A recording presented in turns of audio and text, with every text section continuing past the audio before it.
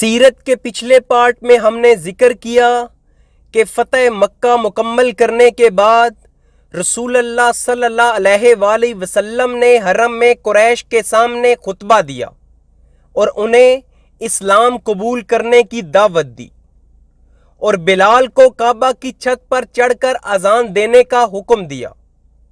اس کے بعد رسول اللہ صفا پہاڑ کی طرف گئے۔ آپ صفا پر کہیں بیٹھے جہاں انہوں نے لوگوں سے بیعت لینا شروع کی۔ تمام ان لوگوں سے بیعت لی گئی جو اسلام قبول کرنا چاہتے تھے۔ یہ منظر اللہ کے بیان کا بنیادی تصور تھا۔ جیسے اللہ نے کہا، اے نبی تم دیکھ لو کہ لوگ فوج در فوج اللہ کے دین میں داخل ہو رہے ہیں۔ یہ آیت نافذ العمل ہو رہی تھی کہ لوگوں کا ہجوم قطاروں میں آپ کی بیعت کے لیے حاضر تھا، اور کیا زبردست تھا کہ دعوت جس جگہ سے شروع ہوئی تھی صفا سے، وہیں پر آج مکمل ہو رہی تھی۔ 20 سال پہلے جہاں سے اللہ کے رسول نے اس سفر کا آغاز کیا تھا، آج وہیں بیٹھ کر سفر مکمل کر رہے تھے۔ لوگ اسلام قبول کرنے کے لیے حاضر ہو رہے تھے۔ اہل مکہ کی بڑی اکثریت نے اس موقع پر اسلام قبول کر لیا تھا۔ اس موقع پر ایک صحابی اپنے سگے بھائی کے ساتھ رسول اللہ کے پاس آئے۔ صحابی نے پہلے ہی اسلام قبول کیا ہوا تھا۔ انہوں نے کہا، یا رسول اللہ یہ میرا بھائی ہے۔ ان کا بھائی مشرک تھا اور میں چاہتا ہوں کہ آپ اسے بھی میری طرح ہجرت کی فضیلت اور برکت عطا کریں۔ جب کوئی بھی ہجرت کرتا تو اللہ کے رسول اسے جنت کی اور دوسری خوشخبری سناتے اور ہجرت کے فضائل بیان کرتے۔ وہ صحابی اپنے بھائی کے لیے وہی فضائل اور درجات چاہتے تھے جو انہیں ہجرت سے حاصل ہوئے تھے۔ رسول اللہ صلی اللہ علیہ وآلہ وسلم نے کہا، فتح کے بعد کوئی ہجرت نہیں۔ تم اپنے بھائی کے لیے ہجرت کی برکات اور فضائل چاہتے ہو، لیکن فتح مکہ کے بعد کوئی ہجرت نہیں۔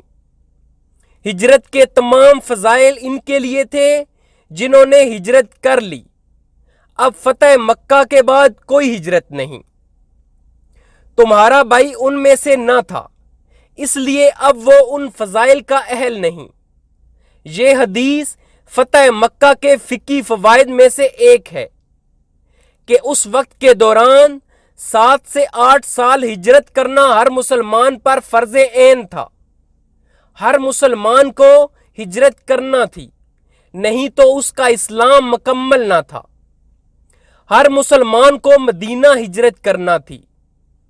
جب رسول اللہ نے مکہ فتح کیا تو وہ حکم منسوخ ہو گیا۔ فتح مکہ کے بعد کوئی ہجرت نہیں۔ اس کا مطلب ہے کہ وہ واحد خصوصی ہجرت منسوخ ہو گئی۔ باقی ذاتی ہجرت کی جا سکتی ہے۔ مختلف لوگ اور قبائل ایک جگہ سے دوسری جگہ امن اور حفاظت کے لیے جا سکتے ہیں، ہجرت کر سکتے ہیں۔ یہ ذاتی ہجرت ہوگی۔ یہ خاص ہجرت امت کے لیے نہیں ہوگی۔ امت کے لیے خاص ہجرت ختم ہو گئی ہے۔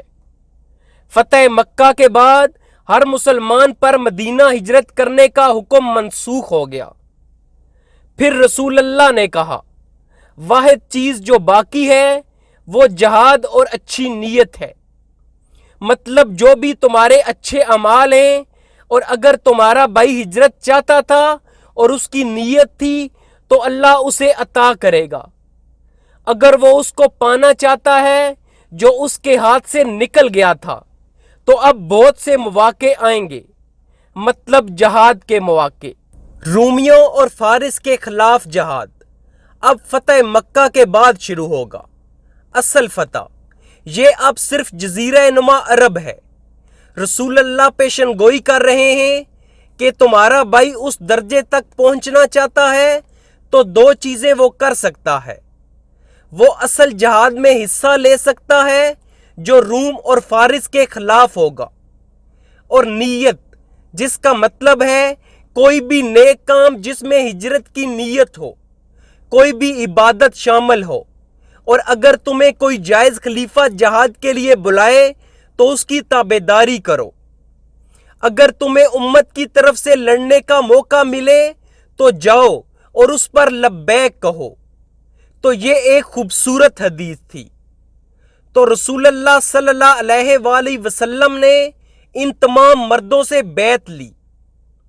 جب مردوں سے بیعت لے کر رسول اللہ فارغ ہوئے تو عورتوں کو بلایا گیا، قریش کی عورتوں کو بلایا گیا۔ تمام عورتیں اللہ کے رسول کے سامنے اکٹھی ہوئیں۔ حضرت عمر رضی اللہ تعالی عنہ آپ سے نیچے بیٹھے تھے اور آپ صلی اللہ علیہ وآلہ وسلم کے حکم پر عورتوں سے بیعت لے رہے تھے اور انہیں آپ کی باتیں پہنچا رہے تھے۔ اسی دوران ابو سفیان کی بیوی ہند بنت عتبہ بیس بدل کر آئی۔ اس نے نقاب کیا ہوا تھا۔ دراصل حضرت حمزہ کی لاش کے ساتھ اس نے جو حرکت کی تھی، اس کی وجہ سے وہ خوف زدہ تھی کہ کہیں رسول اللہ اسے پہچان نہ لے۔ ادھر رسول اللہ صلی اللہ علیہ وآلہ وسلم نے بیعت لینا شروع کی تو فرمایا، میں تم سے اس بات پر بیعت لیتا ہوں کہ اللہ کے ساتھ کسی کو شریک نہ کرو گی۔ اس پر ہند بنت عتبہ نے لوگوں کے درمیان سے کہا کہ آپ ہم سے وہ کہہ رہے ہیں جو مردوں سے نہیں کہا۔ اب یہ غلط تھا، وہ وہاں نہیں تھی۔ انہوں نے فرض کر لیا تھا کہ یہ سیاسی فتح ہے، نہ کہ مذہبی فتح۔ آپ صلی اللہ علیہ وآلہ وسلم حکمران ہیں، آپ یہ نہیں کہیں گے کہ اپنے خداؤں کو چھوڑ دو۔ ہند بنت عتبہ چڑچڑے پن کا شکار ہوئیں اور کہا کہ آپ ہم سے وہ مطالبہ کر رہے ہیں جو مردوں سے نہیں کیا گیا۔ ہند کی یہ بات صحیح نہیں تھی کیونکہ مردوں کو بھی یہ بات کہی گئی تھی، لیکن پھر جب ہند نے دیکھا کہ اسے لوگوں میں سے کسی کی حمایت حاصل نہیں ہے تو انہوں نے کہا، ٹھیک ہے، ہم نے اسے قبول کیا۔ وہ زیادہ خوش نہ تھی، لیکن ان کے پاس کوئی اور راستہ بھی نہ تھا۔ عمر ابن خطاب رضی اللہ تعالی عنہ نے یہی بات دہراتے ہوئے عورتوں سے اس بات پر بیعت لی کہ وہ اللہ کے ساتھ کسی کو شریک نہ کریں گی۔ اللہ کے رسول نے ہند کو نہیں پہچانا تھا، وہ نقاب میں تھی۔ پھر رسول اللہ نے فرمایا، اور چوری نہ کرو گی۔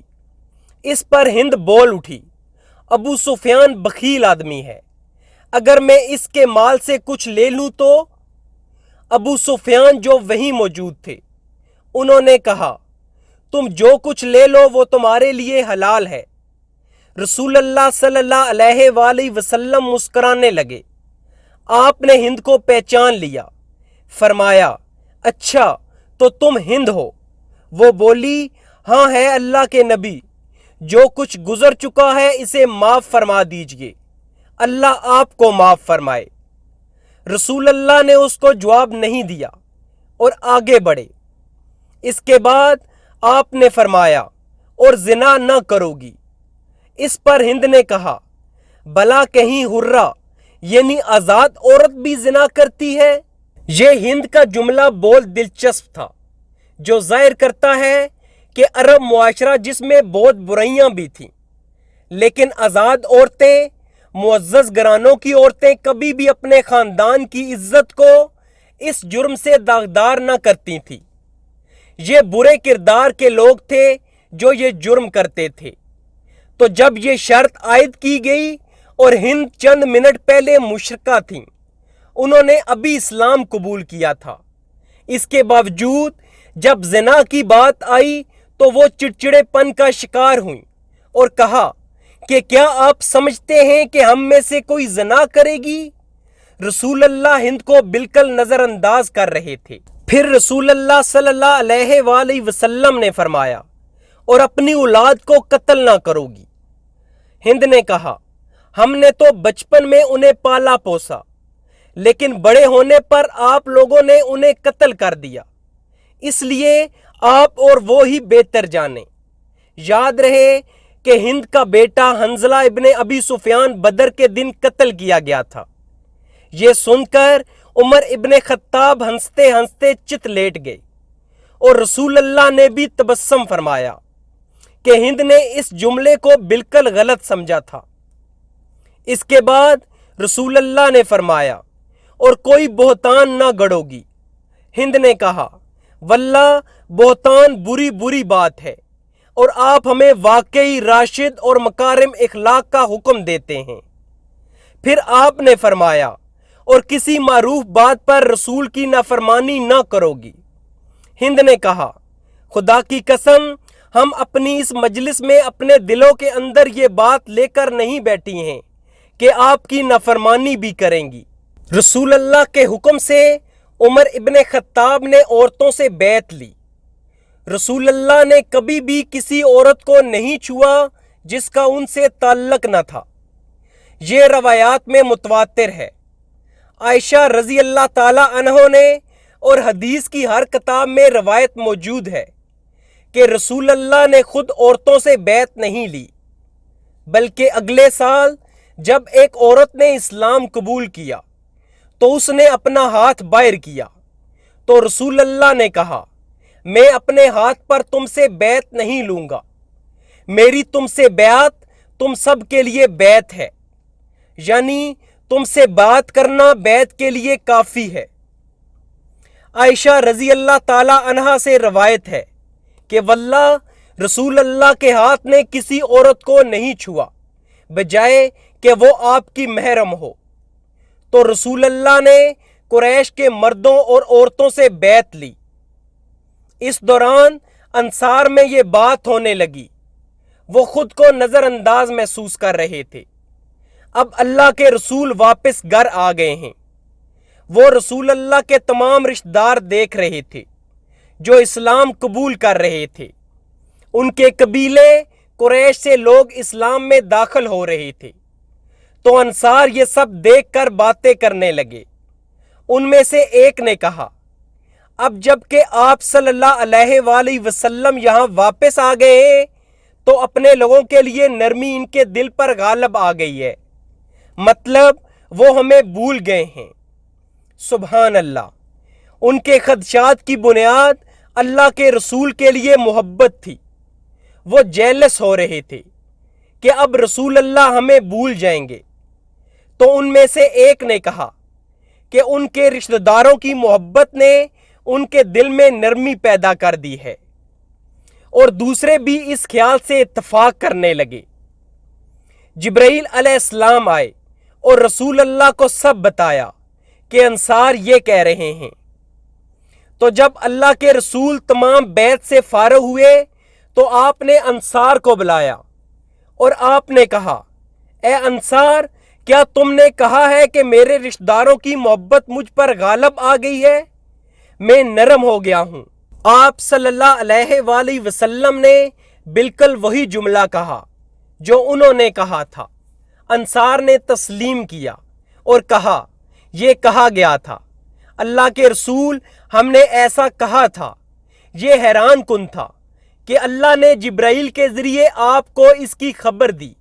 اس کے باوجود آپ نے انصار سے اس کا پوچھا کہ کیا تم لوگوں نے یہ کہا ہے، کیونکہ یہ شائستگی کی علامت تھی، یہ آداب تھے، اور وہ انصار تھے۔ انہوں نے کہا جی ہاں یا رسول اللہ، ہم نے ایسا کہا ہے۔ تو اللہ کے رسول نے کہا میں کون ہوں؟ میں اللہ کا بندہ اور رسول ہوں۔ میں نے تمہارے ساتھ وعدہ کیا تھا، میں نے تمہارے ساتھ تمہارے لیے اور تمہاری طرف ہجرت کی، مطلب یاد کرو میں نے تم سے وعدہ کیا تھا۔ میں جانتا ہوں، میرے وعدے پر شک نہ کرو، میں اللہ کا رسول ہوں، میرا وعدہ قائم رہے گا۔ یاد رہے یہ کئی سال پہلے بیت عقبہ کے وعدے کی بات ہو رہی ہے، جب ہجرت سے پہلے انصار مدینے سے آ کر مکہ اللہ کے رسول سے ملے تھے، اور انصار نے آپ سے پوچھا تھا کیا جب آپ کو فتح ملے گی تو آپ ہمیں چھوڑ دیں گے؟ رسول اللہ نے کہا تھا نہیں، میرا خون تمہارا خون ہے، میری زندگی تمہاری زندگی ہے، مطلب میں اب تمہارا حصہ ہوں اور اپنے لوگوں کا حصہ نہیں ہوں، میں اب ہمیشہ تمہارا حصہ رہوں گا۔ اب انصار شک کر رہے تھے تو آپ صلی اللہ علیہ وآلہ وسلم نے کہا، تم نے کیا سمجھا میں کون ہوں کہ میں اپنا وعدہ توڑ دوں گا؟ میں اللہ کا بندہ اور رسول ہوں، میری زندگی تمہاری زندگی ہے، میری موت تمہاری موت ہے، مطلب ہم ہر چیز میں اکٹھے ہیں۔ جب آپ صلی اللہ علیہ وآلہ وسلم نے یہ کہا تو انصار رونے لگے اور انہوں نے معافی مانگی اور کہا، ہم نے یہ کہا کیونکہ ہم نے کچھ چیزیں دیکھی جس سے غلط فہمی پیدا ہوئی۔ رسول اللہ نے کہا، اللہ اور اس کا رسول تم پر یقین رکھتے ہیں، مطلب ہم جانتے ہیں کہ تم صحیح کہہ رہے ہو اور ہم نے تمہاری معافی قبول کر لی۔ اس واقعے کے بعد ہمارے پاس فتح مکہ کے متعدد واقعات ہیں جن کے بارے میں واضح نہیں ہے کہ وہ فتح مکہ کے پہلے دن رونما ہوئے یا اگلے دن۔ رسول اللہ مکہ میں 2 سے 3 ہفتے رہے۔ ان 19 دنوں میں کئی چیزیں ہوئیں جن کا ذکر کیا جائے گا۔ یہ واقعات کون سے دن رونما ہوئے یہ واضح نہیں ہے۔ اب ہم ان لوگوں کا ذکر کرتے ہیں جنہوں نے ابھی اسلام قبول نہیں کیا تھا لیکن انہوں نے اگلے 19 دنوں میں یا اس کے کچھ وقت بعد اسلام قبول کر لیا تھا۔ متعدد اہم لوگ تھے جنہوں نے ابھی بیعت نہیں کی تھی۔ اہل مکہ کی بڑی اکثریت نے بیعت کر لی تھی۔ کچھ دلچسپ کردار تھے جنہوں نے تاخیر کی تھی۔ ان لوگوں میں سے ایک قریشی فضالہ ابن عمیر تھے۔ وہ قریش کے جری آدمی تھے جن کا سیرت میں اس کے علاوہ ذکر نہیں ہے۔ فضالہ نے کسی وجہ سے فیصلہ کیا کہ وہ رسول اللہ صلی اللہ علیہ وآلہ وسلم کو قتل کریں گے۔ فضالہ قریش کی شکست اور اپنے ارد گرد ہونے والی چیزوں سے اتنا دل برداشتہ تھے کہ انہوں نے فیصلہ کیا کہ وہ رسول اللہ کو قتل کریں گے۔ فضالہ جانتے تھے کہ یہ کوشش کرنے سے وہ زندہ نہیں رہیں گے، تو انہوں نے خنجر کو چھپایا اور فیصلہ کیا کہ طواف کے دوران اللہ کے رسول پر حملہ کریں گے، کیونکہ جب رسول اللہ طواف کر رہے ہوتے تھے تو ہر کوئی انہیں جگہ دیتا تھا۔ رسول اللہ طواف کثرت سے کرتے تھے۔ فتح مکہ کے دوران آپ نے عمرہ نہیں کیا تھا۔ جنگ حنین کے بعد اللہ کے رسول عمرہ کریں گے۔ فتح مکہ کے بعد آپ نے ان 19 دنوں میں بہت سے طواف کیے۔ ان میں سے ایک طواف کے دوران فضالہ آئے۔ انہوں نے خنجر چھپایا ہوا تھا۔ وہ رسول اللہ کے پیچھے سے چپکے سے آئے۔ جیسے ہی وہ خنجر نکالنے لگے رسول اللہ واپس مڑے۔ انہوں نے فضالہ کو دیکھا اور کہا، کیا یہ فضالہ ہے؟ فضالہ نے کہا، ہاں یہ میں ہوں۔ تو رسول اللہ نے کہا، تم کیا کرنے کا سوچ رہے ہو؟ فضالہ نے کہا، کچھ نہیں، میں کچھ بھی کرنے کا نہیں سوچ رہا، میں یہاں طواف کرنے آیا ہوں۔ رسول اللہ مسکرائے، استغفر اللہ کہا اور اپنا ہاتھ فضالہ کے سینے پر رکھا۔ فضالہ نے کہا، واللہ جیسے ہی آپ نے اپنا ہاتھ میرے سینے پر رکھا اس دنیا میں رسول اللہ سے زیادہ محبوب مجھے کوئی نہ رہا۔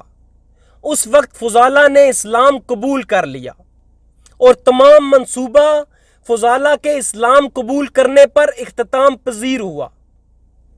قریش سے 2 مزید لوگ تھے۔ یہ 2 لوگ قریش کی اشرافیہ سے تھے۔ ان میں ایک صفوان ابن امیہ اور دوسرے سہیل ابن عمر تھے۔ ان دونوں نے بھی اس وقت کے دوران اسلام قبول کیا۔ صفوان ابن امیہ ابن خلف کے بیٹے تھے جو بلال کے مالک تھے اور بلال پر ظلم کرتے تھے۔ تو صفوان قریش کے لیڈرز میں سے تھے۔ جب رسول اللہ نے مکہ فتح کیا تو صفوان ان لوگوں میں سے تھے جنہوں نے لڑنے کی کوشش کی۔ جب اس میں کامیاب نہیں ہوئے تو وہ مکہ سے بھاگ گئے۔ جاننے سے پہلے انہوں نے اپنے خاندان سے کہا، میں مزید زندہ نہیں رہ سکتا، میں خودکشی کر لوں گا، میں سمندر میں جا کر چھلانگ لگا دوں گا، تم اپنا خیال رکھنا۔ تو صفوان ابن امیہ مکہ سے بھاگ گئے، جہاں سے جدہ پہنچ کر انہوں نے کشتی لینا تھی۔ صفوان کے کزن اور دوست عمیر ابن وہب۔ صفوان اور عمیر کی کہانی کا ذکر سیرت میں پہلے ہو چکا ہے کہ جنگ بدر کے بعد مکہ میں عمیر نے کہا کہ مجھے اگر میری بیٹیوں کی پرواہ نہ ہوتی تو میں مدینہ جا کر محمد کا قتل کر دیتا، لیکن میری بیٹیاں ہیں جن کی کفالت کے لیے کوئی نہیں، اور مجھ پر قرضہ ہے جو مجھے ادا کرنا ہے۔ صفوان جو کہ قریش کے امیر لوگوں میں سے تھے، انہوں نے کہا، میں تمہارا قرضہ ادا کروں گا، اور اب سے تمہاری بیٹیاں میری بیٹیاں ہیں، جو میری بیٹیوں کو ملے گا وہی تمہاری بیٹیوں کو بھی ملے گا، تم جاؤ اور محمد کو قتل کرو۔ صفوان کے والد امیہ ابن خلف کو بدر میں مسلمانوں نے قتل کیا تھا، تو وہ اس کا بدلہ لینا چاہتے تھے۔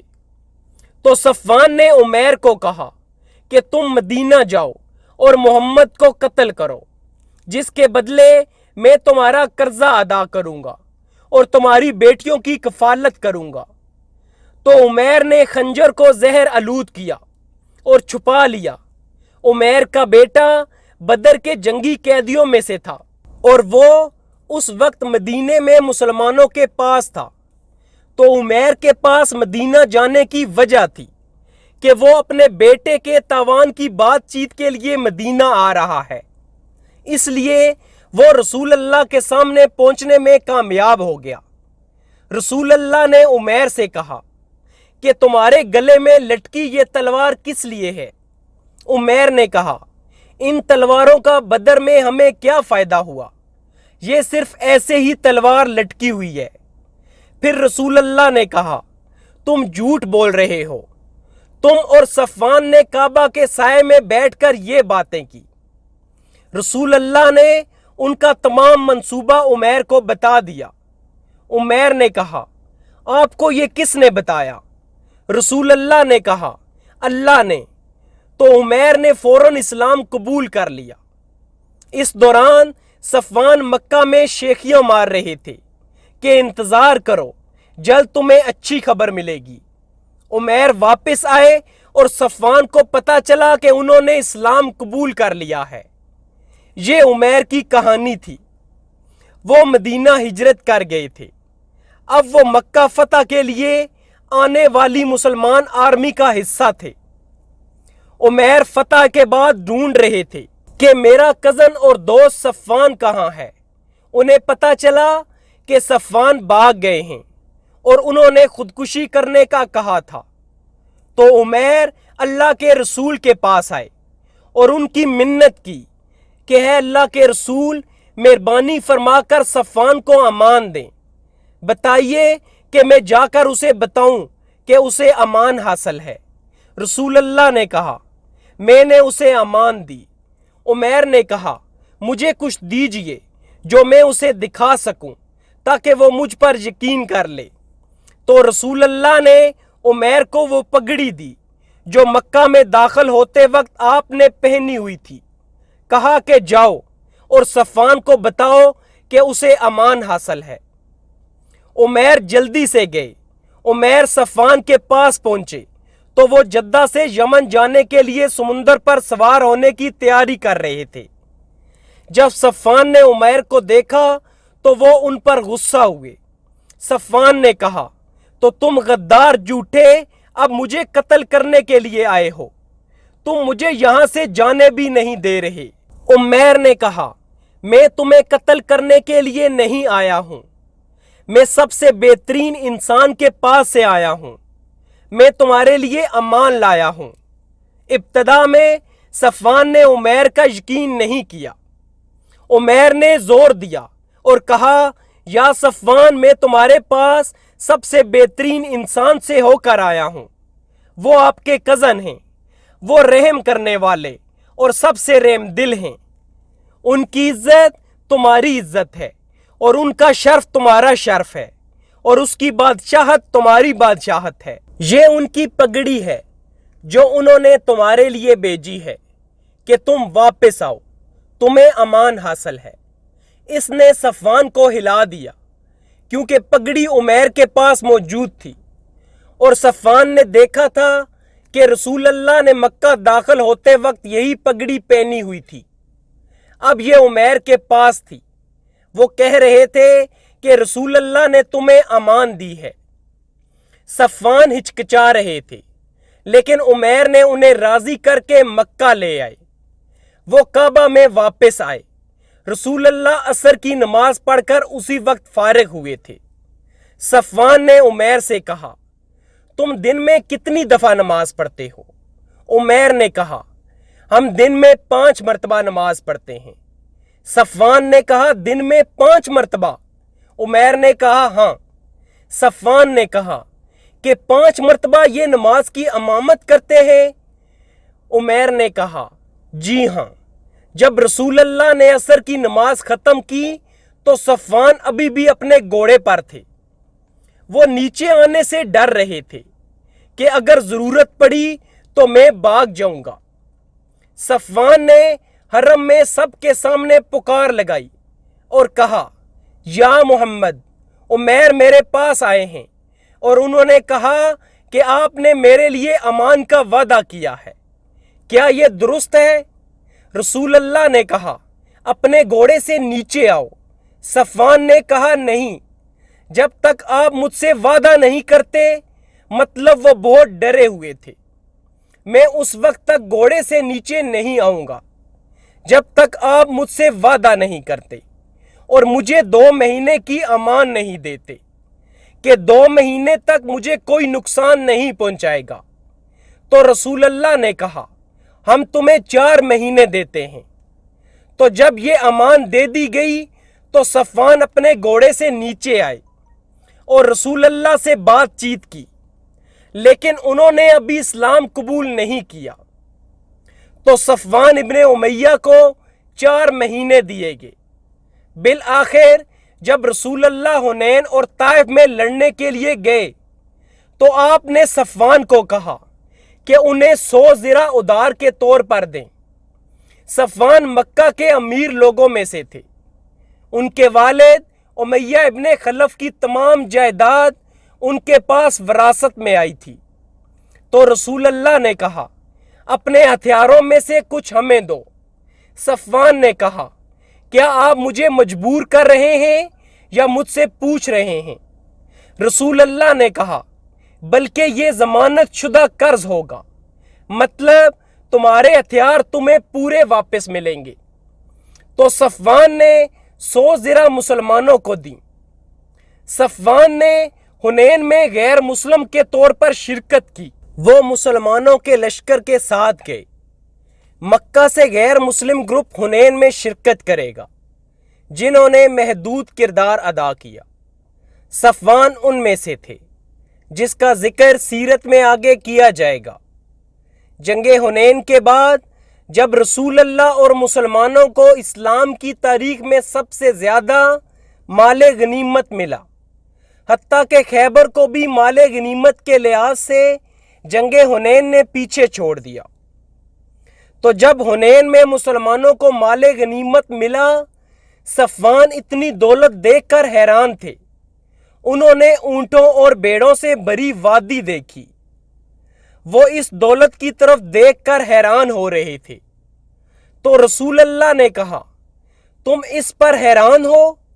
صفوان نے کہا، جی ہاں، کون نہیں ہوگا؟ رسول اللہ نے کہا، یہ سب تمہارے لیے ہے، لے جاؤ۔ یہ بہت بڑی دولت تھی۔ اس وقت صفوان نے کہا، ایسا تحفہ صرف نبی کے دل سے آ سکتا ہے، یعنی کوئی عام انسان یہ سب نہیں دے سکتا۔ اس وقت صفوان نے کہا، اللہ ایک ہے اور آپ اس کے رسول ہیں۔ انہوں نے کلمہ پڑھا اور مسلمان ہو گئے۔ صفوان کو رشوت دینے کی ضرورت تھی، اور ایسی رشوت جو کوئی انسان نہیں دے سکتا تھا، کیونکہ صرف رسول ہی دولت سے لاپرواہ ہو سکتا تھا۔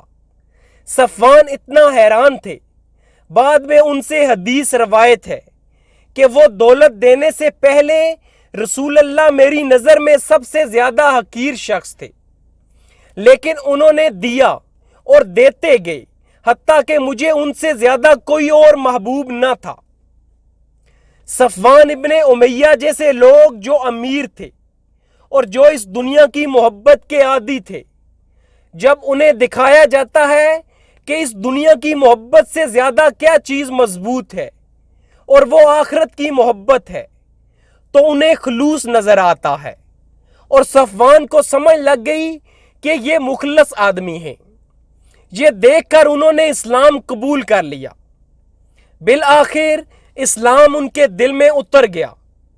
وہ اپنی عبادت کی وجہ سے مشہور ہوئے اور شہادت کی موت حاصل کی۔ قریش کے ایک اور سینئر لیڈر جنہوں نے فوری طور پر فتح مکہ کے بعد اسلام قبول نہیں کیا تھا، وہ سہیل ابن عمر تھے، جن کا ذکر سیرت میں متعدد بار ہو چکا ہے۔ سہیل ابن عمر نے قریش کی جانب سے صلح حدیبیہ طے کیا تھا۔ ان کے بیٹے کا نام ابو جندل تھا۔ سہیل ابن عمر بڑی عمر کے شخص تھے، جیسے ابو سفیان، جنہوں نے براہ راست ماضی میں اللہ کے رسول کی مخالفت کی تھی۔ سہیل ابن عمر اسی نسل سے تھے اور ابھی زندہ تھے۔ تو جب صحابہ نے مکہ فتح کیا تو سہیل ڈر گئے۔ انہوں نے اپنے آپ کو گھر میں بند کر دیا۔ وہ پریشان تھے کہ اب کیا ہوگا۔ ان کے زیادہ تر بیٹے اسلام قبول کر چکے تھے اور متعدد فتح مکہ کے لیے آنے والے لشکر میں شامل تھے۔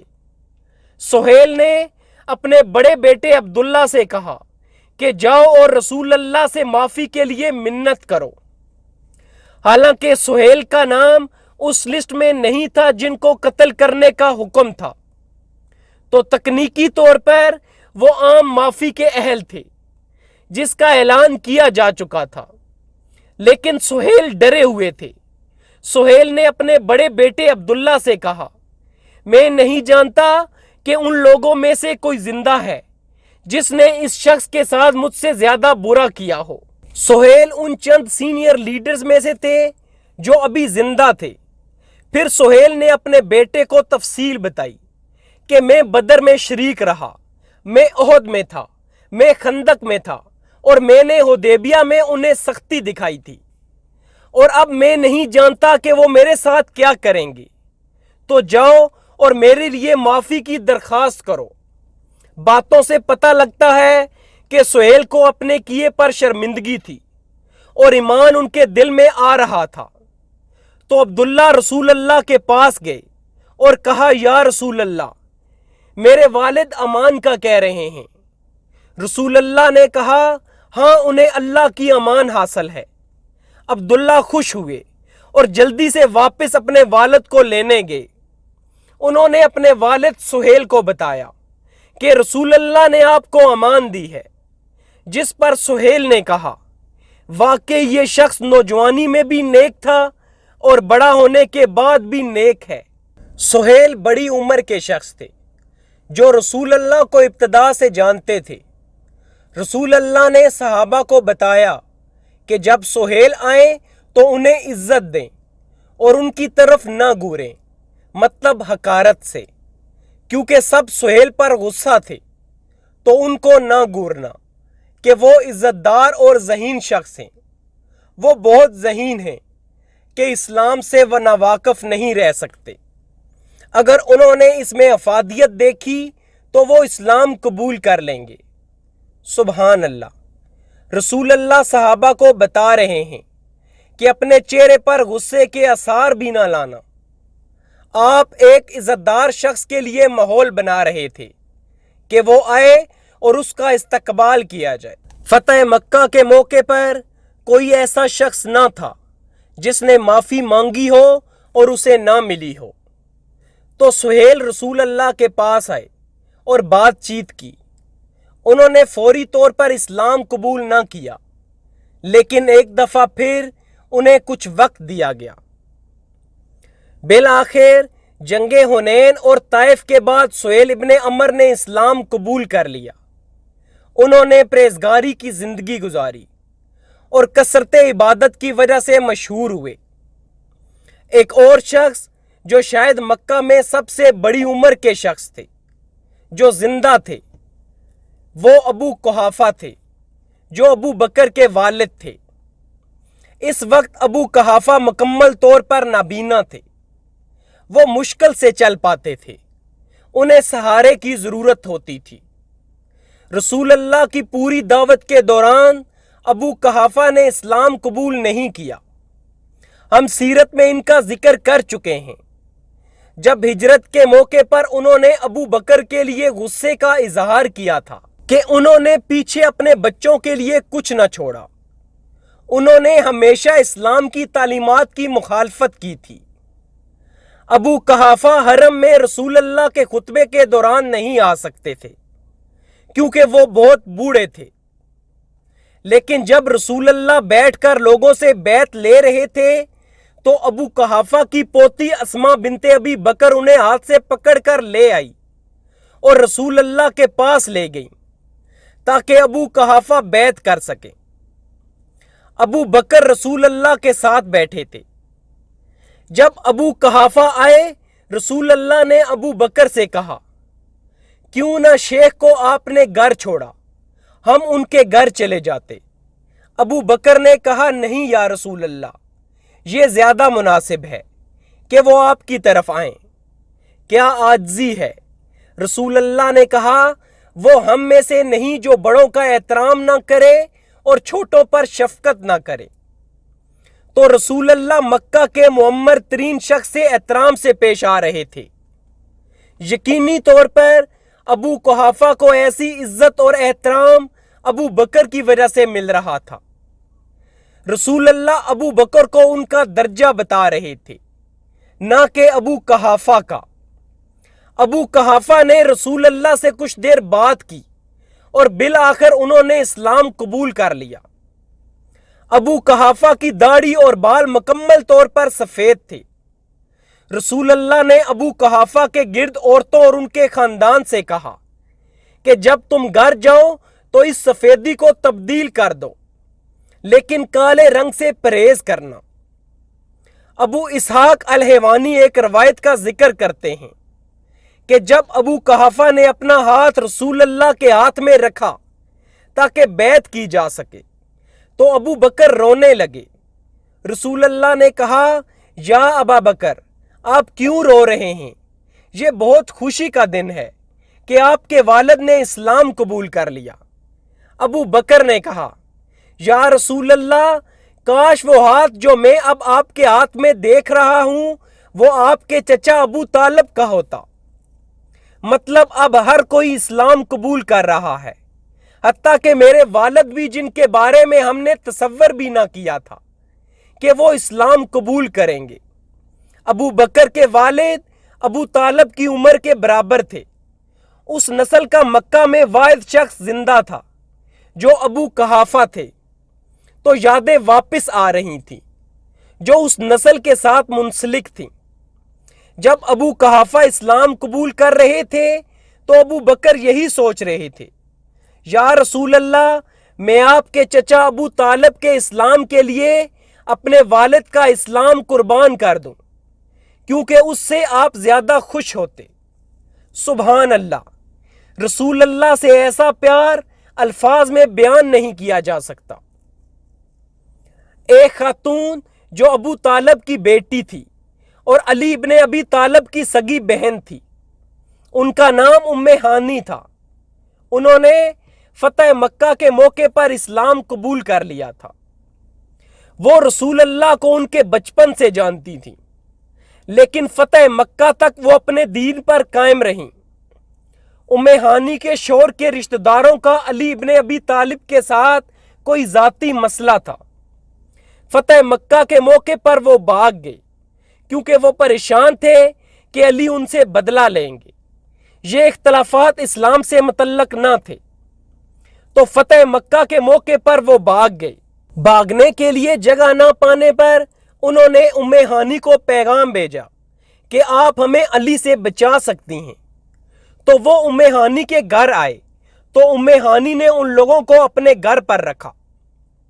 علی اس پر غصہ ہوئے کہ آپ میرے اور ان کے درمیان کیوں آ رہی ہیں۔ علی نے انہیں نقصان پہنچانے کی دھمکی دی۔ اگلی صبح ام ہانی براہ راست رسول اللہ کے پاس گئیں۔ کیونکہ وہ آپ کی کزن تھیں اس لیے انہیں خیمے میں جانے دیا گیا۔ رسول اللہ غسل کر رہے تھے اور ان کی بیٹی فاطمہ ایک کپڑا پکڑ کر کھڑی تھی تاکہ پردہ بنایا جا سکے۔ رسول اللہ نے کہا یہ کون ہے؟ ام ہانی نے جواب دیا یہ ام ہانی ہے۔ تو رسول اللہ نے پردہ نیچے کیا تاکہ انہیں دیکھ سکیں۔ وہ آپ کی کزن تھی تو آپ نے کہا مرحبا ام ہانی۔ ام ہانی نے پوری کہانی بتائی کہ یا رسول اللہ میں اپنے دیور کو بچانا چاہتی ہوں اور علی نے وعدہ کیا ہے کہ وہ انہیں نہیں چھوڑیں گے۔ میں آپ کے پاس درخواست لے کر آئی ہوں۔ رسول اللہ نے کہا ہم ہر اس شخص کو امان دیں گے جس کو آپ امان دینا چاہیں گی۔ یہ واقعہ دو وجوہات کی وجہ سے دلچسپ ہے۔ نمبر ایک کہ اس واقعے سے علماء نے فقہ اخذ کی کہ امان کوئی بھی دے سکتا ہے۔ مسلمانوں میں مرد، عورت، بچہ، آزاد غلام کوئی بھی ذاتی امان دے سکتا ہے۔ جب ام ہانی نے ذاتی امان دی تو رسول اللہ نے کہا ہم ہر اس شخص کو امان دیں گے جس کو آپ امان دینا چاہیں گی۔ پھر جب رسول اللہ غسل سے فارغ ہوئے تو ام ہانی نے کہا میں نے آپ کو صلاۃ الضحیٰ کی 8 رکعات پڑھتے دیکھا۔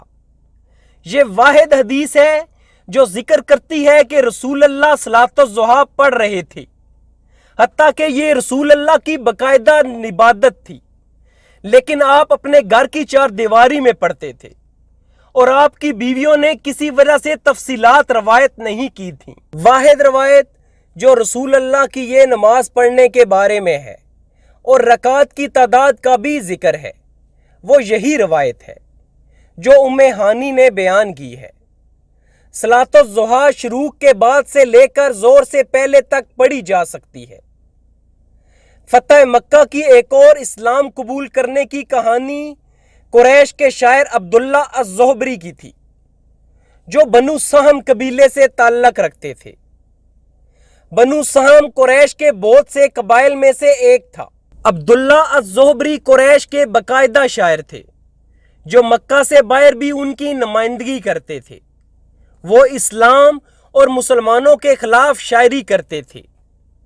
جنگ بدر، احد سے پہلے اور بعد میں انہوں نے اسلام کے خلاف شاعری لکھی۔ ان کا اور حسان ابن ثابت کا مقابلہ ہوتا تھا۔ عبداللہ الزہبری کی شاعری کا جواب مسلمانوں کی جانب سے حسان ابن ثابت دیتے تھے، تو دونوں کی شاعری ایک دوسرے کے جواب میں ہوتی تھی۔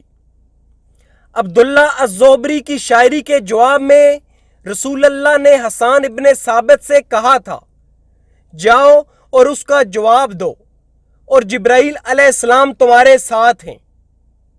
وہ عبداللہ الزہبری کی ہی شاعری تھی۔ ان کی زندگی شاعری کے علاوہ بڑی خاموش تھی۔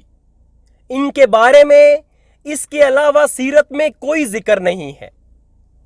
تو یہاں ان کا نام آیا ہے جب انہوں نے اسلام قبول کیا۔ جب اللہ کے رسول نے مکہ فتح کیا، عبداللہ الزہبری بھاگ گئے۔ وہ نجران چلے گئے جو وسطی عرب میں ہے۔ وہ اپنے کزن اور دوست کے ساتھ نجران بھاگ گئے۔ جب عبداللہ الزہبری بھاگ گئے تو حسان ابن ثابت نے ایک بہت لمبی نظم لکھی جو ابن اسحاق میں موجود ہے۔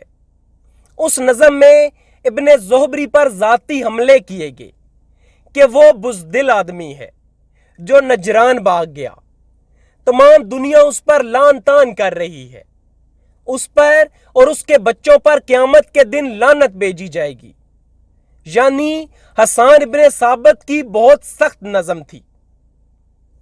ابن زہبری نے جب یہ نظم سنی تو وہ بہت پریشان اور مایوس ہوئے، کیونکہ وہ ان جذبات سے اتفاق کرتے تھے کہ میں بھاگ آیا ہوں، میں بزدل ہوں، وہ اصل میں اسلام کے پیغام کے بارے میں سوچنے لگے اور بالآخر اگلے چند دنوں میں انہوں نے نجران سے اسلام قبول کرنے کا فیصلہ کیا۔ تو انہوں نے اپنا سامان باندھا اور فتح مکہ کے ایک ہفتے بعد مکہ واپس روانہ ہونے لگے۔ تو ان کے کزن نے کہا، تم کہاں جا رہے ہو؟ ابن زہبری نے کہا، میں نے اسلام قبول کرنے کا فیصلہ کیا ہے۔ ان کے کزن نے کہا، میں اور تم اتنے دور یہاں آئے ہیں اور اب تم یہاں مجھے چھوڑ کر واپس جا رہے ہو؟ یہاں اجنبی شہر اور اجنبی قبائل ہیں۔ ابن زہبری نے جواب دیا، میں کیوں نہ اسلام قبول کروں؟ اس اجنبی شہر اور قبیلے میں کیوں رہوں؟ کیوں نہ اپنے رشتہ داروں میں واپس جاؤں؟ کیونکہ آخر کار ان کا قبیلہ قریش ہی تھا۔ عبداللہ الزہبری نے کہا، میرے اپنے کزن یعنی رسول اللہ جو سب سے بہترین انسان ہیں، تو انہوں نے مکہ واپس جانے کا فیصلہ کیا۔ جب وہ واپس آئے تو رسول اللہ صحابہ کے ساتھ کعبہ کے سامنے بیٹھے ہوئے تھے۔ فاصلے سے انہوں نے دیکھا کہ کوئی آ رہا ہے، تو رسول اللہ نے کہا، وہ ابن زہبری ہیں اور میں ان میں ایمان کا نور دیکھ رہا ہوں۔ جب ابن زہبری آئے تو کسی نے کچھ نہ کہا، کیونکہ رسول اللہ نے پہلے ہی کہہ دیا تھا کہ میں اس میں اسلام کا نور دیکھ رہا ہوں۔ اس سے پہلے کہ رسول اللہ کچھ کہتے، ابن زہبری نے کہا، السلام علیکہ یا رسول اللہ، میں گواہی دیتا ہوں کہ اللہ ایک ہے اور آپ اس کے رسول ہیں۔ تو انہوں نے باقاعدہ طور پر اسلام قبول کر لیا اور کہا، الحمدللہ جس نے مجھے اسلام کی راہ دکھائی۔ میں بہت عرصے تک آپ کا دشمن تھا اور میں نے شاعری کے ذریعے آپ کے خلاف زہر اگلا، اور میں نے گھوڑوں پر لکھا، اونٹوں پر سفر کیا اور پیدل چلا تاکہ آپ کی مخالفت کی جا سکے۔ مطلب میں نے وہ سب کچھ کیا جو کر سکتا تھا۔ میری زبان اور تمام کوششیں آپ کی مخالفت میں جمی رہیں، اور حتیٰ کہ میں نجران چلا گیا تاکہ آپ کا سامنا نہ ہو، لیکن اس کے باوجود اللہ مجھ سے بھلائی چاہتے تھے۔ ان باتوں سے اصل ایمان کی خوشبو آتی ہے۔ آگے عبداللہ الزہبری نے کہا، اب میں آپ کے پاس مسلمان کے طور پر آیا ہوں، جس کی وجہ سے مجھے پتہ چلا کہ میں کتنا جاہل تھا کہ اس کی عبادت کرتا رہا جو سوچ نہیں سکتا، پتھر کی عبادت کرتا رہا جس کے لیے ہم ذبح کرتے تھے، تعظیم کرتے تھے۔ ان پتھروں اور بتوں کو پتہ بھی نہیں کہ ان کی عبادت کی جا رہی ہے۔ الحمدللہ جس نے مجھے اسلام کی راہ دکھائی۔ تو رسول اللہ نے اس کے اسلام کو خوش آمدید کہا اور اسے بتایا کہ اسلام میں ماضی کے تمام گناہ معاف ہو جاتے ہیں۔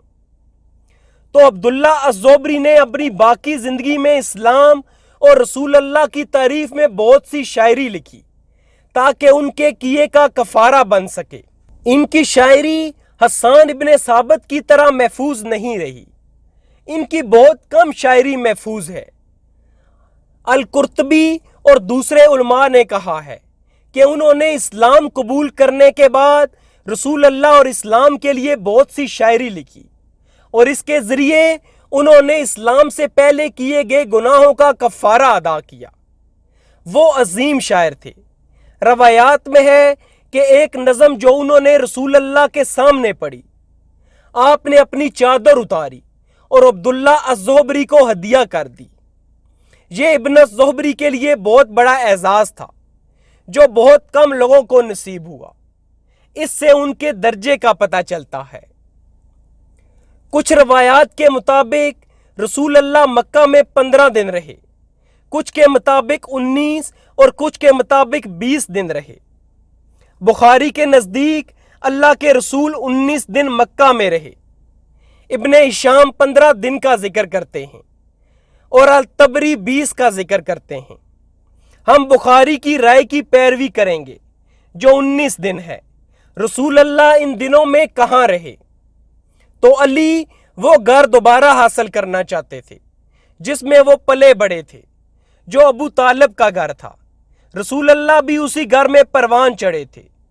जहां तक खदीजा के घर का ताल्लुक है, अल्लाह आलम, लेकिन जब रसूल अल्लाह मक्का से गए तो लोगों ने उस पर कब्जा कर लिया था।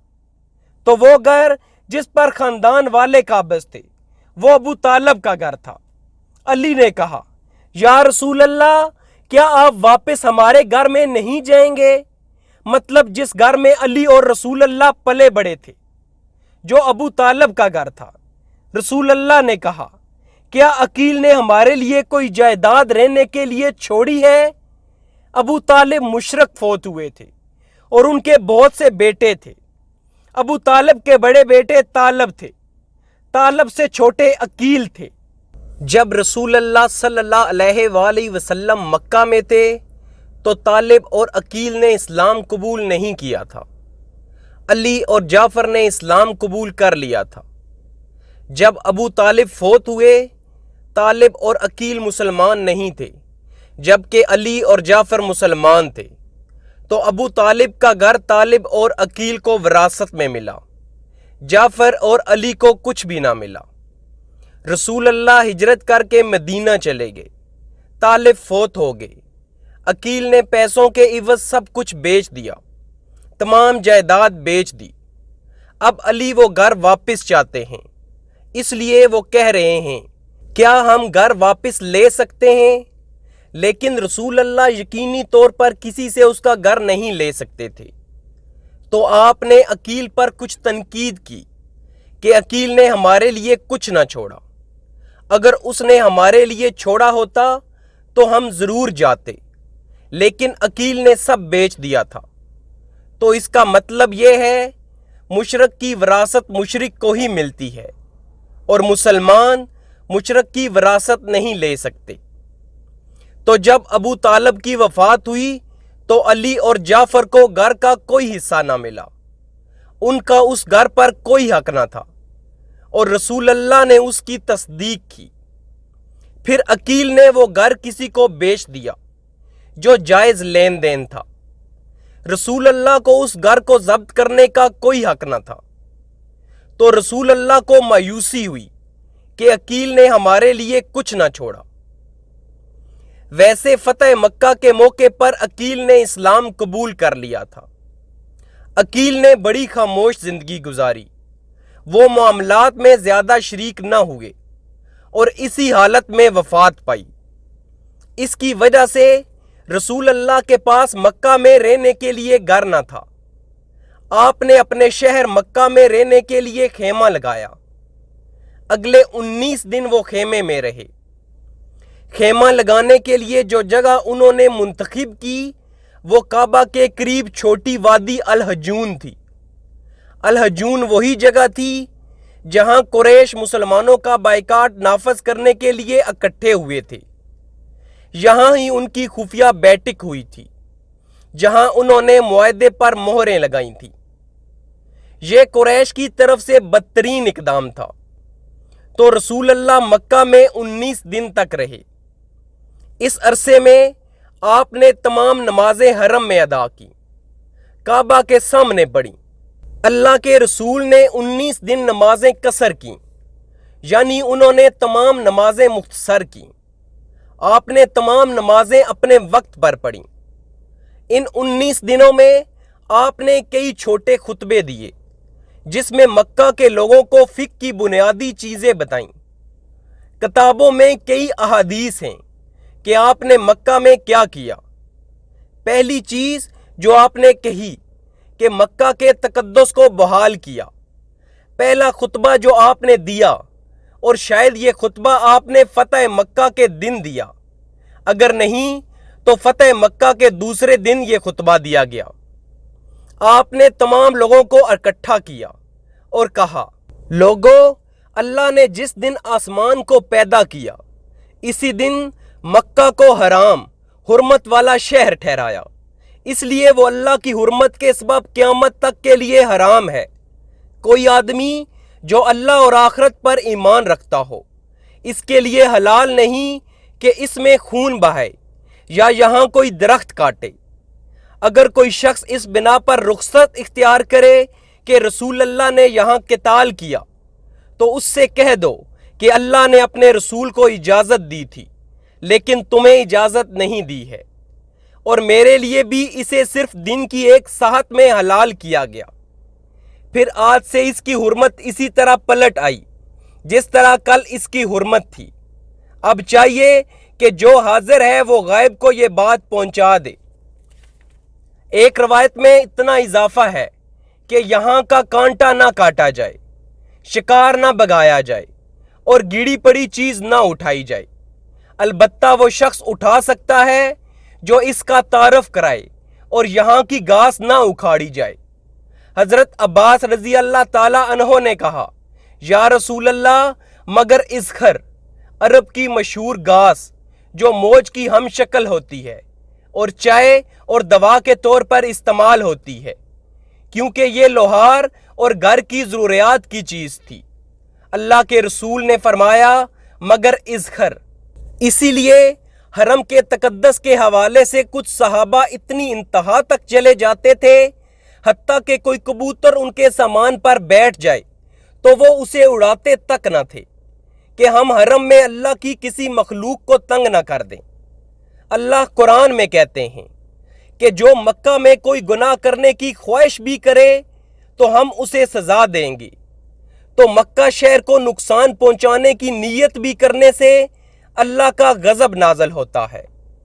یہ ایک چیز ہے جسے فتح مکہ کے پہلے حصے میں بیان کیا گیا۔ ایک اور فرمان جو اللہ کے رسول نے جاری کیا، مشہور حدیث ہے جو بخاری میں ہے۔ رسول اللہ نے کہا، اللہ اور اس کے رسول نے تمہیں شراب بیچنے سے منع کیا، مردہ جانور بیچنے سے منع کیا اور بت بیچنے سے منع کیا۔ اس وقت مکہ کے ہر گھر میں شراب اور بت تھے، بلکہ مکہ کے لوگوں کا بہت منافع بخش کاروبار تھا کہ وہ کوئی بھی لکڑی اور پتھر اٹھا کر اس کو رنگ کرنے کے بعد بت کے طور پر مکہ سے باہر سے آئے لوگوں کو بیچ دیتے، کیونکہ مکہ کا بت بہت معتبر تصور کیا جاتا تھا۔ تو اہل مکہ کا بت بیچنے کا منافع بخش کاروبار تھا، اور رسول اللہ نے انہیں منع کر دیا کہ تم بتوں کی پوجا نہیں کر سکتے اور شراب بیچ نہیں سکتے۔ اس فرمان کے بعد اہل مکہ نے بتوں اور شراب کو سستا کر دیا۔ تو رسول اللہ نے پھر کہا، اللہ اور اس کے رسول نے تمہیں بیچنے سے منع کیا۔ ایک اور حدیث ہے جس میں اللہ کے رسول نے کہا، جب اللہ کسی چیز سے منع کرے تو وہ دوسروں کو بیچنے سے بھی منع کرتا ہے۔ تو مکہ کے لوگوں کو بتوں کو توڑنا پڑا اور شراب کو گلیوں میں انڈھیلنا پڑا، کیونکہ وہ نہ یہ استعمال کر سکتے تھے اور نہ ہی بیچ سکتے تھے۔ فتح مکہ میں ایک اور چیز سے بھی منع کیا گیا، وہ زواج متعہ تھا۔ اہل سنت کے نزدیک اس کی اجازت نہیں ہے۔ اہل سنت کی بڑی اکثریت کی یہی رائے ہے۔ اس میں اختلاف ہے کہ اس کو کب منع کیا گیا۔ امام النووی اور دوسرے علماء کہتے ہیں کہ 2 مرتبہ اس کی اجازت دی گئی اور 2 مرتبہ منع کیا گیا تو یہ حلال ہوتا تھا۔ پھر جنگ خیبر میں اس کو حرام قرار دیا گیا، اور پھر اس کو حلال قرار دیا گیا، اور فتح مکہ میں پھر حرام قرار دیا گیا۔ تو یہ ایک رائے ہے۔ دوسرے علماء جیسے ابن قیم اس رائے کے خلاف ہیں، اور وہ کہتے ہیں کہ اس کو صرف ایک دفعہ فتح مکہ کے موقع پر حرام قرار دیا گیا۔ تو دونوں اس بات پر متفق ہیں کہ اس کو حرام قرار دیا گیا۔ فتح مکہ کے موقع پر ایک اور مشہور حکم دیا گیا کہ ایک مسلمان اپنی جائیداد کا صرف 1/3 حصہ اپنی وصیت سے ہٹ کر دے سکتا ہے۔ وہ لوگ جن کا اللہ نے وراثت میں حصہ مقرر کیا ہے، ان سے ہٹ کر صرف 1/3 حصہ دیا جا سکتا ہے۔ یہ حکم فتح مکہ کے موقع پر دیا گیا۔ سعد ابن ابی وقاص بیمار ہو گئے، انہیں لگا کہ وہ فوت ہو جائیں گے، حتیٰ کہ رسول اللہ اور مسلمانوں کو بھی لگا کہ وہ فوت ہونے لگے ہیں۔ وہ بہت زیادہ بیمار تھے، حالانکہ وہ صحتیاب ہو گئے تھے، لیکن اس وقت انہیں یہی لگا کہ وہ فوت ہو جائیں گے۔ انہوں نے کہا، یا رسول اللہ، اللہ نے مجھے بہت مال دیا ہے اور میری صرف 2 بیٹیاں ہیں، تو اگر میں اپنا 2/3 مال ضرورت مندوں کو دے دوں تو کیا حکم ہے؟ رسول اللہ نے کہا نہیں، یہ بہت زیادہ ہے۔ تو سعد نے کہا اگر میں اپنا آدھا مال دینا چاہوں تو کیا حکم ہے؟ ابھی بھی اللہ کے رسول نے کہا نہیں، بہت زیادہ ہے۔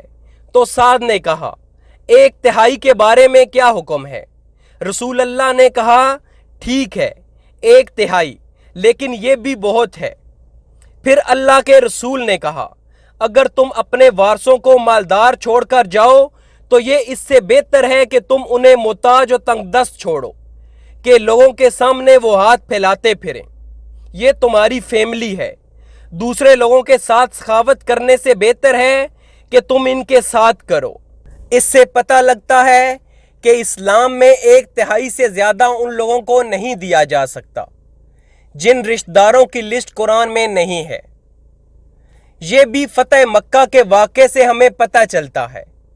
ایک اور مشہور حدیث ہے جس میں بنو مخزوم جو ابو جہل کا قبیلہ تھا، بنو مخزوم قبیلے کی ایک عورت چوری کرتے ہوئے پکڑی گئی۔ بنو مخزوم قبیلے کے لوگوں نے اسامہ ابن زید سے بات کی جو رسول اللہ کو بہت محبوب تھے، کیونکہ اسامہ کے والد زید اور والدہ ام ایمن تھیں۔ اسامہ مکہ میں رسول اللہ کے گھر ہی پیدا ہوئے تھے۔ اسامہ اب جوان ہو چکے تھے، رسول اللہ ان سے بہت محبت کرتے تھے۔ ام ایمن نے رسول اللہ کے بچپن میں ان کی دیکھ بھال کی تھی، تو اسامہ کو حب النبی کہا جاتا تھا۔ تو بنو مخزوم کے کچھ لوگ اسامہ کے پاس آئے، انہیں پتہ تھا کہ رسول اللہ کا دل اسامہ کے لیے نرم ہے۔ انہوں نے اسامہ کو راضی کر لیا کہ آپ رسول اللہ کو مشورہ دیں کہ اس عورت کو معاف کر دیں، وہ ہم میں سے عزت دار گھرانے سے تعلق رکھتی ہے، تو سزا کو درگزر کرا دیجئے۔ تو اسامہ آئے اور رسول اللہ سے کہا یا رسول اللہ وہ بہت مشہور خاندانی عورت ہیں، کیوں نہ آپ اسے درگزر کر دیں؟ تو اللہ کے رسول غصے میں ہو گئے اور کہا تم حدود اللہ نافذ کرنے میں مداخلت کرنا چاہتے ہو؟ پھر آپ نے کہا واللہ اگر میری بیٹی فاطمہ نے بھی چوری کی ہوتی تو میں اس کا بھی ہاتھ کاٹ دیتا۔ آپ نے مکہ کے تمام لوگوں کو بلایا اور ان کے سامنے یہ الفاظ کہے۔ عائشہ رضی اللہ تعالی عنہا بتاتی ہیں کہ وہ عورت سزا کے باعث باقاعدگی سے میرے پاس آتی تھی اور وہ رسول اللہ کے لیے اپنے دوسرے معاملات رکھتی اور میں رسول اللہ کے سامنے اس کی درخواست رکھتی اور اسے اجازت لے کر دیتی۔ فتح مکہ کے موقع پر ایک اور واقعہ پیش آیا۔ اسلام سے پہلے ایک بچہ مشکوک حالات میں پیدا ہوا تھا۔ ایک شادی شدہ جوڑا تھا، لیکن کسی اور نے الزام لگایا کہ یہ میرا بچہ ہے۔ اب فتح مکہ کے موقع پر دونوں مشہور مسلمان تھے۔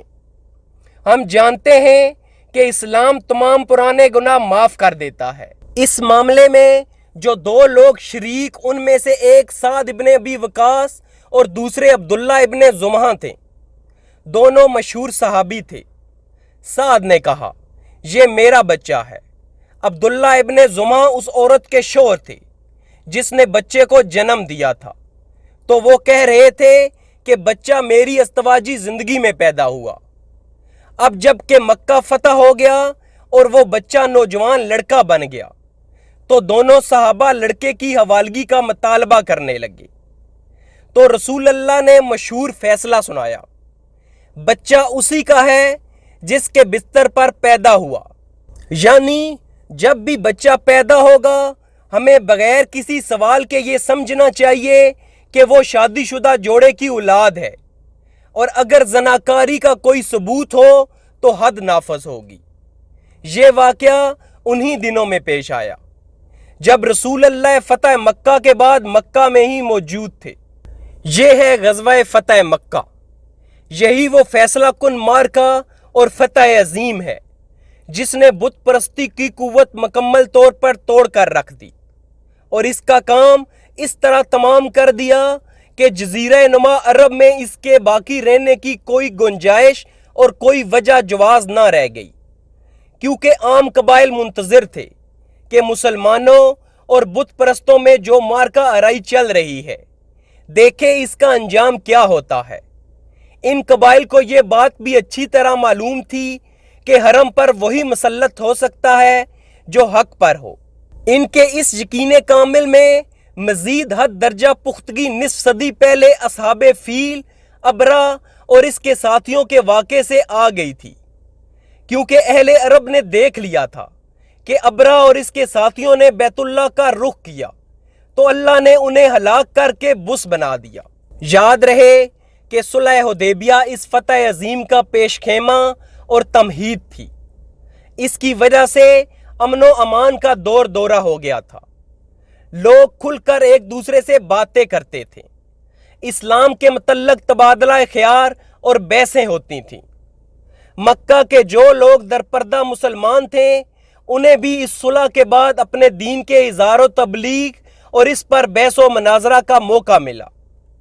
ان حالات کے نتیجے میں بہت سے لوگ حلقہ بگوش اسلام ہوئے، یہاں تک کہ اسلامی لشکر کی جو تعداد گزشتہ کسی غزوے میں 3000 سے زیادہ نہ ہو سکی تھی، اس غزوہ فتح مکہ میں 10,000 تک جا پہنچی۔ اس فیصلہ کن غزوے نے لوگوں کی آنکھیں کھول دی اور ان پر پڑا ہوا وہ آخری پردہ ہٹا دیا جو قبول اسلام کی راہ میں روک بنا ہوا تھا۔ اس فتح کے بعد پورے جزیرہ نما عرب کے سیاسی اور دینی افق پر مسلمانوں کا سورج چمک رہا تھا، اور اب دینی سربراہی اور دنیاوی قیادت کی زمام ان کے ہاتھ آ چکی تھی۔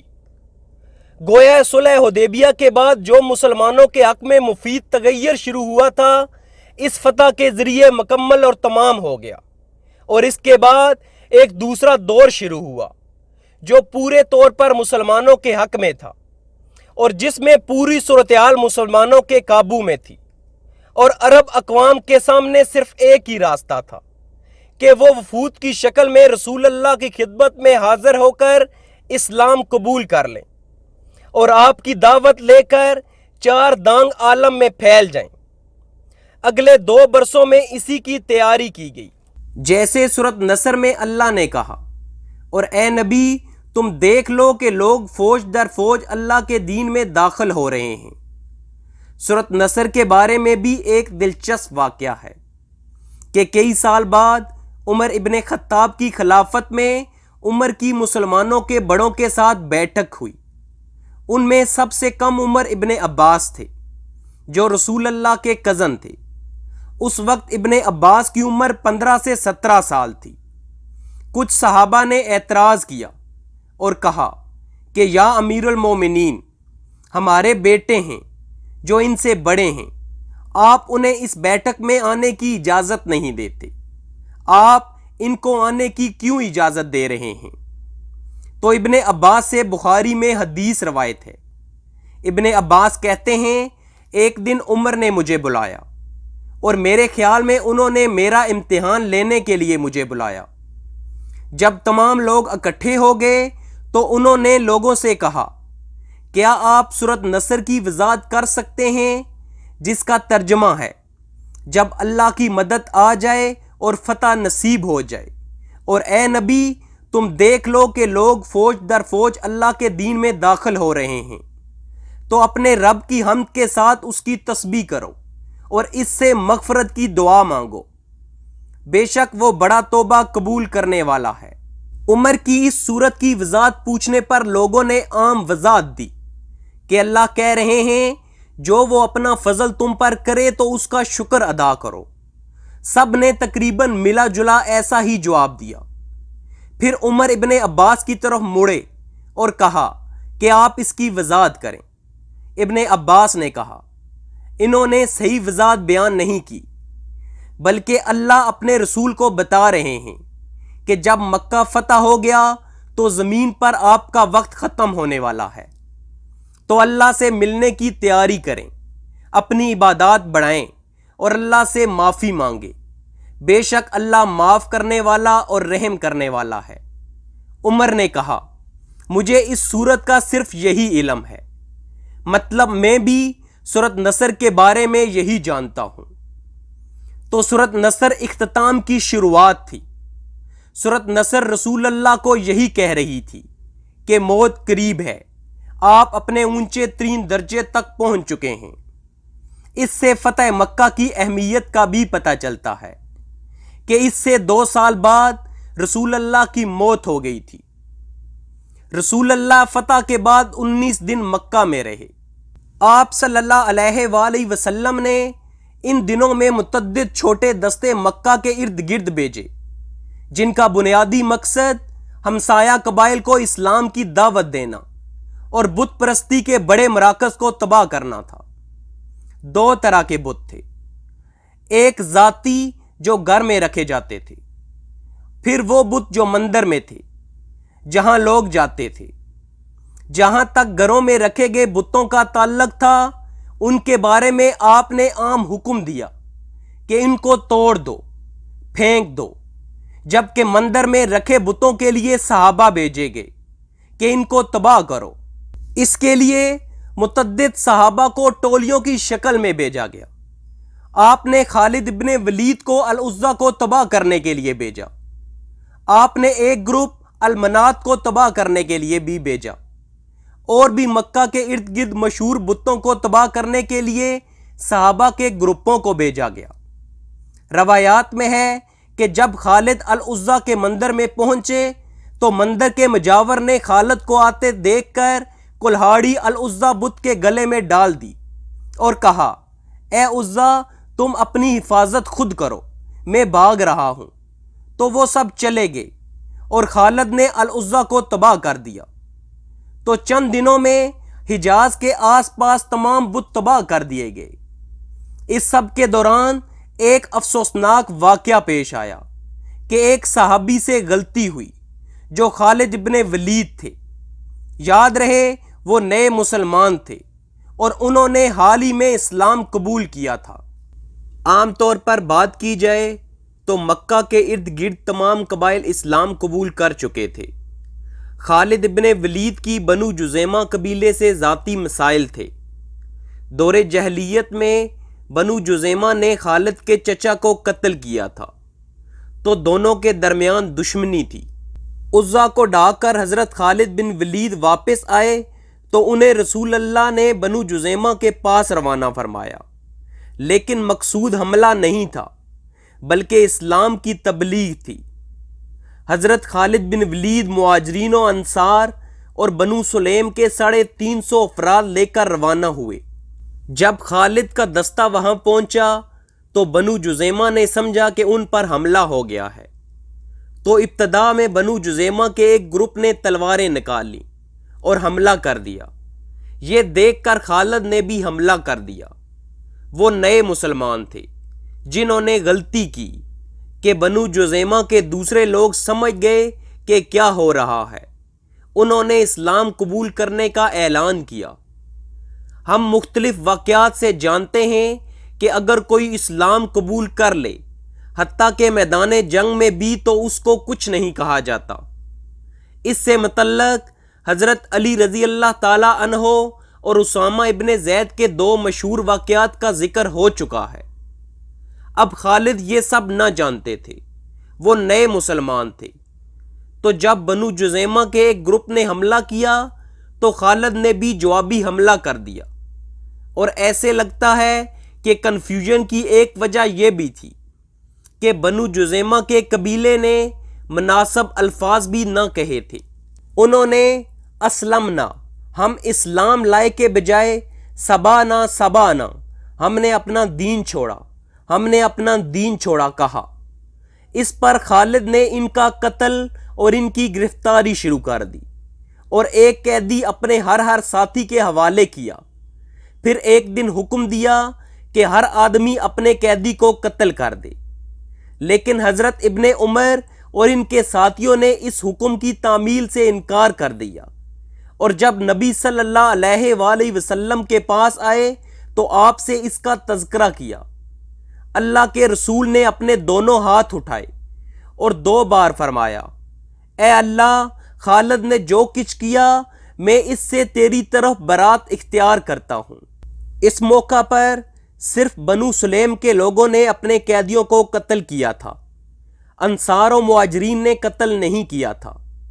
رسول اللہ نے حضرت علی رضی اللہ تعالیٰ عنہ کو بھیج کر ان کے مقتولین کی دیت اور ان کے نقصانات کا معاوضہ ادا فرمایا۔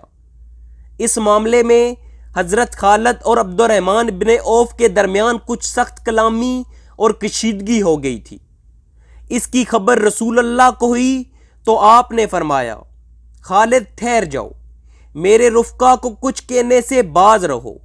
خدا کی قسم اگر احد پہاڑ سونا ہو جائے اور وہ سارے کا سارا تم اللہ کی راہ میں خرچ کر دو، تب بھی میرے رفقا میں سے کسی ایک آدمی کی ایک صبح کی عبادت یا ایک شام کی عبادت کو نہیں پہنچ سکتے۔